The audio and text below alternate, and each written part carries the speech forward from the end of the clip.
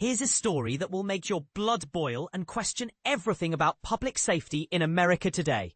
When a young Ukrainian woman fled the horrors of war only to meet her death on an American train, it sparked a firestorm that reached the highest levels of government. President Donald Trump didn't mince words when he learned about the brutal murder of 23-year-old Iryna Zarutska on a Charlotte light rail system. The animal who so violently killed the beautiful young lady from Ukraine, who came to America searching for peace and safety, should be given a quick, there is no doubt, trial, and only awarded the death penalty.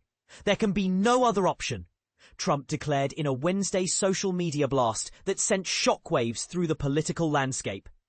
But here's where it gets controversial. This wasn't just any random crime. This was what federal prosecutors are calling a terroristic act that has exposed massive failures in our public transportation security.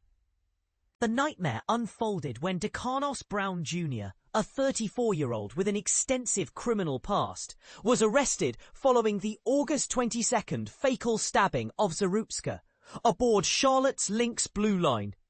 The U.S. Attorney's Office in the Western District of North Carolina has now filed federal charges against Brown for committing an act causing death on a mass transportation system. Charges that could potentially result in the ultimate punishment. This brutal attack on an innocent woman simply trying to get to her destination is an attack on the American way of life, stated U.S. Attorney Russ Ferguson during Tuesday's announcement.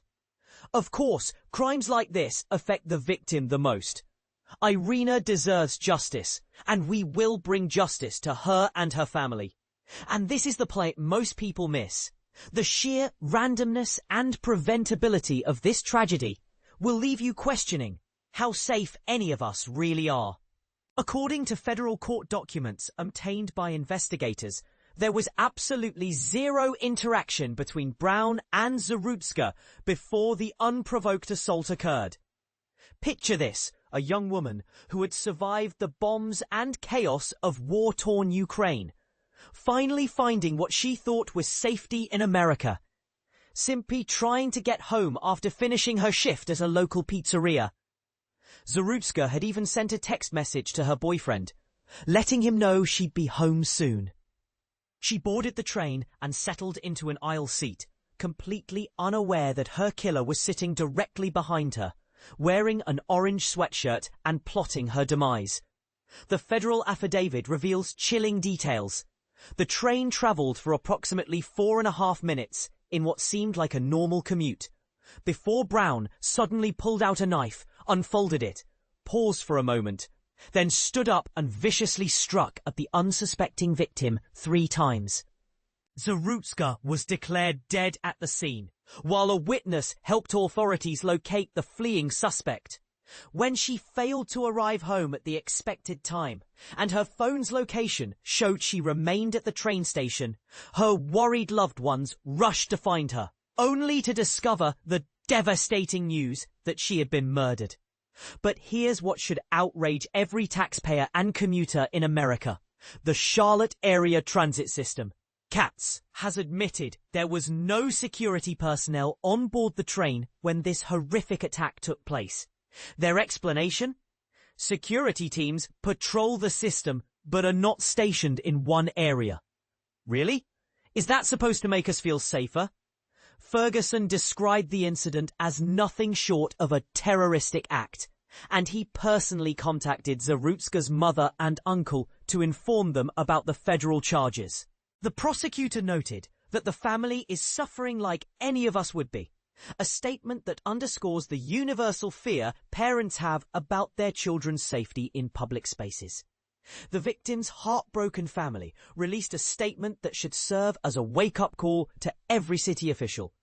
Iryna came here to find peace and safety, and instead, her life was stolen from her in the most horrific way. No family should have to go through this. They're demanding answers and calling attention to a broader crisis in public safety and systemic failure. Now here's the part that will make you even angrier. This tragedy was completely preventable. Brown's criminal history reads like a rap sheet from hell. The 34-year-old defendant has been charged an astounding 14 times in the past, including a recent arrest just this past January.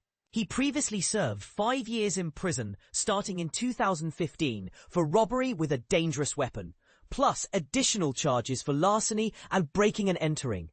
Yet somehow, he was still on the streets and free to commit this heinous act, as FBI Special Agent James Barnacle Jr. pointed out. The political fallout has been swift and intense. Charlotte Mayor Vi Lyles announced Monday that the city is implementing increased security measures on commuter trains effective immediately. But critics are asking why it took a murder to prompt these changes.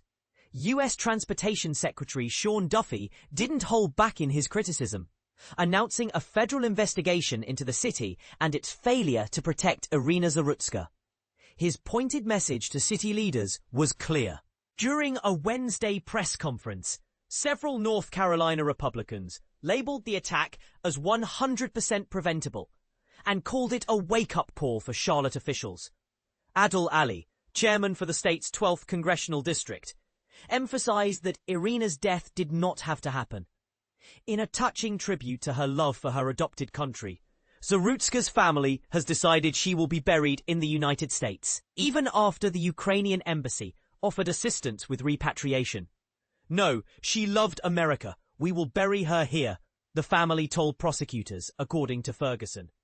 The family described Zarutska as a kind and hard-working woman who had previously lived in a bomb shelter in Ukraine before making the journey to America, seeking the peace and safety that ultimately eluded her.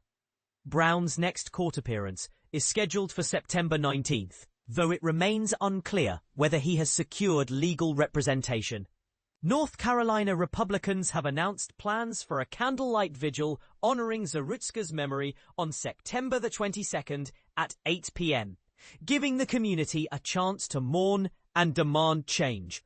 But here's the question that should keep every American awake at night.